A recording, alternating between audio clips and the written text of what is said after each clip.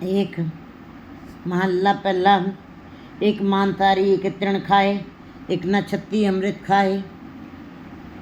उस ईश्वर ने जो अपनी सृष्टि बनाई उसके अंदर 84 लाख दुनिया बनाई और उनके खाने का रहने का अलग अलग हिसाब बनाया।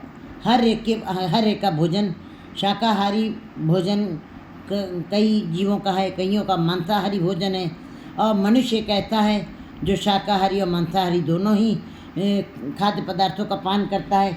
गुरु जी कहते हैं एक मांसाहारी जीव हैं, वो मांस का ही पान करते हैं, कभी भी वो शाकाहारी मांस नहीं पान शाकाहारी खाद्य पदार्थों का पान नहीं करते हैं। मांसाहारी एक तृण खाए और एक तिनका मांस शाकाहारी हैं, वो शाकाहारी का भोजन करते हैं, तिनके खाते रहते हैं, तिनके खा करके ही अपना गुजारा करते रहते हैं। ऐसे भी जीव बनाए हैं जो तिनके खा करके अपना जीवन यापन चलाते हैं, जैसे पक्षी हैं, पशु हैं। इन जीवों को अपने आप ही अपनी रोजी ढूंढनी पड़ती है और खानी पड़ती है।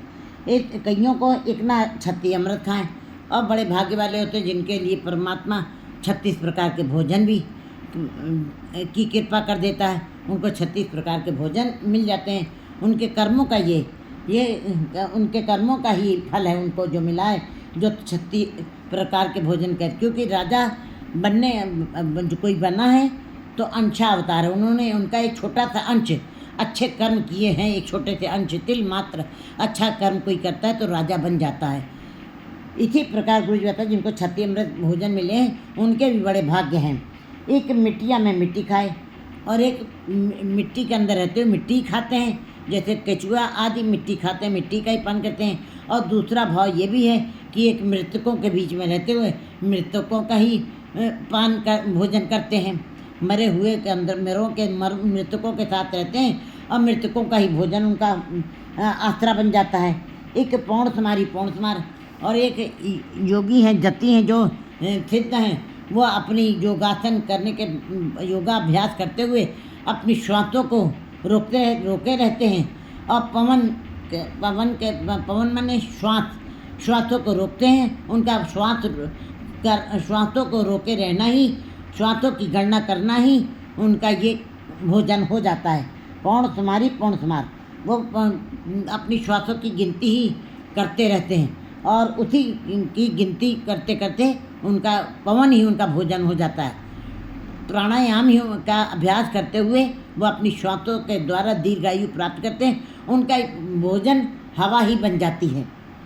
एक निरंकारी नाम आधार, एक निरंकारी है जो निराकार उस प्रभु की उपासना करते हैं जिसका कोई आकार नहीं है, जो अमूर्त है, जो अकाल पुरख है, जो अनजोनी संभव, जो जोनियों में नहीं आता है, जो काल से रहित है। हम लोग काल में हैं, हम समय के बंधे हुए आए हैं, हमारी इंद्रियां सीमित हैं, लेकिन परमात्मा अकाल पुरख है, उसने स्वयं समय को बनाया है, वो जोनियों में नहीं आया, अजोनी संभव।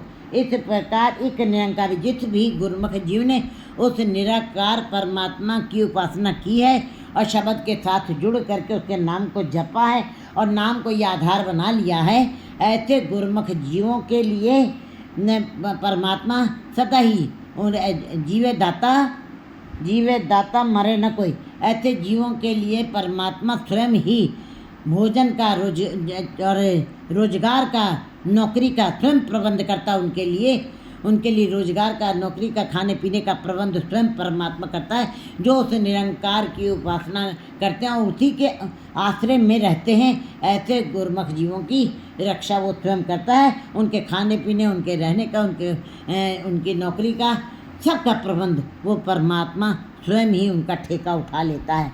आधार जिनको परमात्मा के नाम का आधार है, आसरा है, केवल जो ईश्वर के नाम के आश्रय जीते हैं उनका फिर जिम्मा वो स्वयं परमात्मा ले लेता है। जीवे दाता मरे न कोई। वैसे तो सारे जीव ही हैं, परमात्मा ने सबको भोजन दिया है और कोई भोजन के बगैर कोई नहीं मरा आज तक, सबको भोजन मिलता जरूर है। चाहे वो उस ईश्वर को, चाहे अपशब्द कोई बोले, असंख्य मूर्ख, अंधकोर, असंख्य चोर, हरामखोर, ऐसे भी जीव हैं जो अपने मुंह से अपशब्द निकालते हैं लेकिन परमात्मा निर्लेप है, उसके ऊपर उन बातों का कोई असर नहीं पड़ता है। वो तो पापियों को भी भोजन देता है और पुण्यों को भी भोजन देता है। वो कि भोजन के बगैर किसी को नहीं रखता है न। और इसका मतलब कि भोजन के बगैर कोई नहीं मरा आज तक।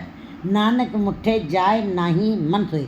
लेकिन गुरु जी बता रहे हैं कि जो परमात्मा के नाम के बगैर जीते हैं, नानक मुट्ठे जाए, वो मुट्ठे जाते हैं, वो ठगे जाते हैं।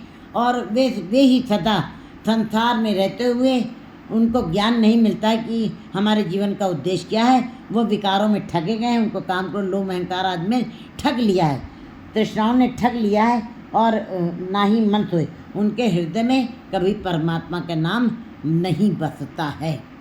ऐसे जीव अपना जीवन खाली बिता जाते जो सुंझे करकाऊँ।